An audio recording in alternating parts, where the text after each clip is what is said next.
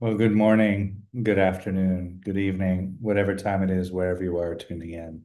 Thank you so much for joining me once again for my next episode of Timothy Snyder's book on tyranny. I'm going through chapter by chapter because I'm offering a book study slash process group. And we meet once a week on Sunday evenings at 8:30 p.m. East Coast time. We meet once a week to talk about one of the chapters that Timothy Snyder put forth in his book, and also to talk about the video that he issues. Timothy Snyder issues a video. He has created rather a video, one per chapter. So we'll actually watch that here in a few moments, and we watch it live in the book study as well. The reason why I'm just sharing all of this now is to really encourage people to come to the live session, even if you don't have time to read the book necessarily, although the chapters are very short. The audiobook, this chapter took less than 3 minutes to listen to. So it's there's not a lot of time commitment involved in this book study, but it's really just a way for us concerned individuals to get together and really first to talk about how we're feeling about the rise of fascism in America and how this is impacting our lives. And also, Timothy Snyder, one of the wonderful aspects of this very brief book is that he gives us pragmatic things we can do as a way of halting the spread of fascism. So just a little bit about myself before we jump in. My name is Chris. For those of you who don't know me, I think most everyone here watching has at least encountered me before, but just in case, I am a longtime mindfulness and meditation teacher and practitioner. I've been practicing now almost 40 years. It'll be 40 years next month in October. Studied and trained and studied very deeply in the Tibetan Buddhist tradition, also in early Theravada school of Buddhism, also in Zen, Korean Zen and Japanese Zen, and very, very deeply trained now in the Western medical models of mindfulness. Yeah, a little tongue twisted there. And I'm also a certified clinical trauma professional with an emphasis on somatic psychology. So really making it my life's work to help. That's really the idea, is to help. And so that's really the energy behind this book study slash process group, is I really wanted to create a safe container for us people to get together, and really wanted to provide a space, a safe space for that. Okay, so let's go ahead and move into chapter 5, and this is Remember Professional Ethics. And I've gone ahead and fast forwarded the video to roughly right where Timothy Snyder begins talking about the material. So let's see how we did with that. Going to be a series of 20. Lesson number 5 of On Tyranny is Remember Professional Ethics. I'm going to read the lesson, then offer a few reflections. When political leaders set a negative example, professional commitments to just practice become more important. It is hard to subvert a rule of law state without lawyers, or to hold show trials without judges. Authoritarians need obedient civil servants, and concentration camp directors seek businessmen interested in cheap labor. The first thing I want to say is that, as in all the other cases, I'm only reading the lesson here. I'm not giving the historical examples that back it up. But for this lesson in particular, I think it's probably worth stressing that these are not theoretical examples. It's literally true that, for example, in the case of Nazi Germany, the concentration camps needed and relied upon willing businessmen. It is literally the case that show trials, as for example in the Soviet Union, required judges and prosecutors and other legal professionals. And these extreme cases of how things from our point of view might go wrong are instructive because they tell us that professional groups are a very important part of, let's call it, civil society. So in every attempt to consolidate power, what you find is that power is going to try to limit the number of opponents. It's going to try to simplify the regime itself. It's going to try to make sure there are few strong institutions between it and people, and it's going to try to leave people as individuated, as isolated, as alienated as possible. This is why this thing called civil society is so important, because civil society is that set of organizations which allows people to connect among themselves based upon the things that they do or think or believe. In the case of the professions, people are coming together on the basis of what they do, but, and this is the point of this lesson, hopefully also on the basis of what they believe. The question of whether lawyers or judges or military officers are just people with titles and uniforms, or whether they have some kind of, let's call it, guild loyalty. They have some set of values which is not just a watered down version of whatever the regime is telling them, is a crucial question for the future of any democracy and of our democracy. We certainly saw that during the course of the last few years. It mattered a great deal whether lawyers would go along with lawsuits which they understood to be farcical and false, having to do with Mr. Trump's claims of voter fraud. It mattered just as much that the highest ranking officers of our armed forces were not willing to go along with a coup attempt in the summer of 2020. So much has happened that it's easy to forget even things which seem totally shocking at the time. But even though they were superseded by still more shocking events and another coup attempt, the summer of 2020 was a moment we should remember, because it's a moment when the leaders of our military made it clear that they weren't going along. Why? On the basis of some set of ethics, which is not the same thing as what the leader tells you at a given moment. It goes without saying that we could also have had a coup d'etat, which was successful in late 2020, early 2021, had the military been willing to go along, or had other institutions been willing to go along. That the institutions themselves didn't rescue us, they never do. One of the things which kept the United States recognizably a democracy during that period was the decisions that people made on the basis of codes of ethics, which have to do with their professions. And in those weeks, that could be the military. It could also have been lawyers. Let me now look just for a moment into the future. Do businessmen have professional ethics in the sense that I'm talking about? I'm not going to answer this question. I'm asking it. It seems to me be a historically open question. If I look back to the past, I can note a couple phenomena which are very much of interest. Number one, in the important, paradigmatic, unforgettable example of regime change, which is the rise of Nazi Germany, businesses played a certain very important part. It was not that all the businessmen were Nazis, by no means. It was that big business was opposed to labor unions and opposed to democracy, and thought that the world would be easier to handle without labor unions and democracy, right? That is part of Hitler's rise to power. A second thing which is worth knowing about history, more recent history, the history of the last few decades, has to do with coup attempts. Coup attempts are much more likely to succeed if important businessmen are on the side of the people who are carrying out the coup attempts. The United States in 2020 and 2021 is a recent example of the opposite. that coup attempts are more likely to fail when business leaders are against them.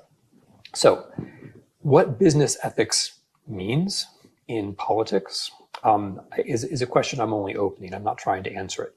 I'm pointing out, though, that there's clear causal force in what business leaders decide to do, and where there's causal force, there's also responsibility.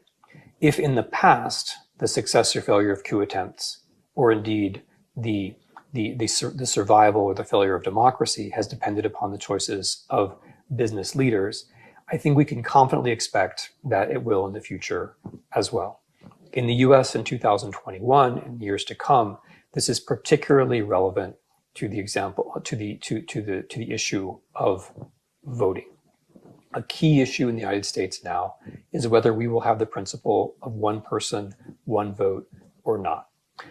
That issue will be talked around. It will be approached indirectly. People will talk about fraud, or they'll talk about uncertainty, or they'll talk about that their constituents have concerns.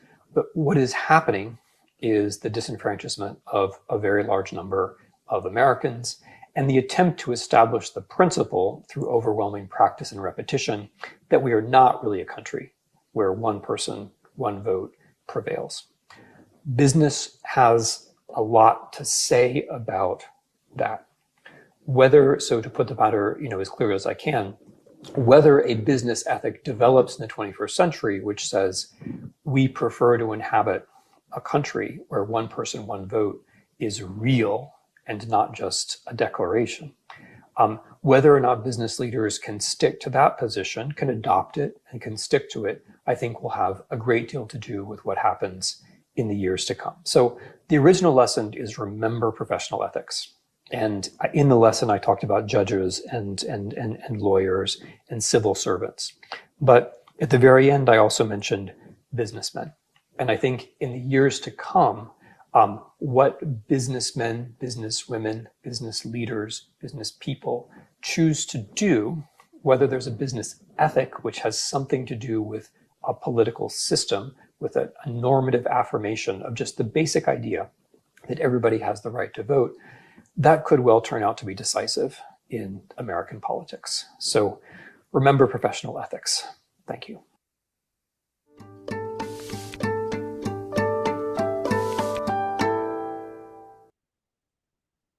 Okay. So yeah, lovely work by Timothy Snyder there. I really loved this chapter for a lot of reasons. And I think, with some of the things that we talked about in the book study that I'll try to highlight here and maybe offer a few words to it as well. The idea that we're all participants in a democracy, and that in a sense, every word we take, every word we utter, every step we take forward is a vote and predicates the next steps forward by ourselves and or by others. So when I really started to look at this chapter and really explore it in my own life, I started to look at it in that frame of how can I uphold civil rights, liberties for everyone in every moment? How can I make my movements forward in my days movements towards equality for everyone? So I've maybe gotten a little bit obnoxious with some friends and things like that, but I'm calling that shit out. Racism, xenophobia, I, with much chagrin, have reviewed the past conversations over the last 10, 15, 20 years and look back at the things that I let slide. And I have vowed that I would not let those things slide any longer. So I'm going to be pretty belligerent with my clients and things like that. In fact, I'm not taking any clients that are MAGA. I screen my client pool so that I don't work with MAGA. I don't think it would be possible to offer therapy or counseling to people who have a very, very different moral compass than I have. So I'm not sure that any kind of therapy would be productive. And anyway, if anyone's doing any due diligence around therapists, the MAGA people would know not to come see me anyway. So I'm sure it's mutual. And I don't do that out of spite. I do it because I'm maintaining my professional ethics. That the teachings of the Buddha, the modalities that I've studied, therapeutic modalities, all of these teachings, all of these wisdoms, can be used in the service of ignorance. And so it would be much more detrimental for me to offer teachings to people who would distort those teachings and to use them in ways that were harmful towards others. So I am adamant about not doing it. So these are some of the ways that I'm trying to remember my own professional ethics going forward. But really making this chapter 5 sort of a way of life. That protesting doesn't stop. And, for me anyway, this is how I'm framing it for myself. That, it's like what Martin Luther King said, I can't be what I'm meant to be until you all are who you are all meant to be. And you'll never be who you're meant to be until I am who I'm meant to be. And so, this becomes, at least for me, it has become sort of a life's mission. So we kicked that around a little bit in the book study. There's also a passage from the book that I wanted to read here. It's 2 paragraphs. I think the whole chapter is like 5 paragraphs long. It's very short. But we kicked this around a little bit, and I think it's worth reading. So if you have the book, this is the 2nd and 3rd paragraph from chapter 2. I'm sorry, chapter 5. The man Hitler chose to oversee the annexation of Austria, Arthur C.'s Ingwart, was a lawyer who later ran the occupation of the Netherlands. Lawyers were vastly overrepresented among the commanders of the Nazi Germany force, the Special Task Force in particular, who carried out the mass murder of Jews, gypsies, Polish elites, communists, the handicapped, and others. German and other physicians took part in ghastly medical experiments in the concentration camps. Businessmen from IG Farben and other German firms exploited the labor of concentration camp inmates, Jews in ghettos, and prisoners of war. Civil servants, from ministers down to secretaries, oversaw and recorded it all. If lawyers had followed the norm of no execution without trial, if doctors had accepted the rule of no surgery without consent, if businessmen had endorsed the prohibition of slavery, if bureaucrats had refused to handle paperwork involving murder, then the Nazi regime would have been much harder pressed to carry out the atrocities by which we remember it. Hold your ground. Hold your ground. We have to be able to hold the journey of our fellow neighbors in awareness, right? Because their journey is our journey. Our journey is their journey. Right. So that's all I've got to say about chapter 5. Hope that was helpful. And please do feel free to join us live. If you would like to join live, I've made it a couple of hoops to go through. You have to email me or message me through Facebook or Instagram, or email me through my website, suchsweetthunder.org. And then I'll ask a few questions, make sure you're not from Homeland Security or not ICE or MAGA, and then I'll send you a link. So, okay, be well, everyone. Stay safe, stay informed, and I hope to see you soon.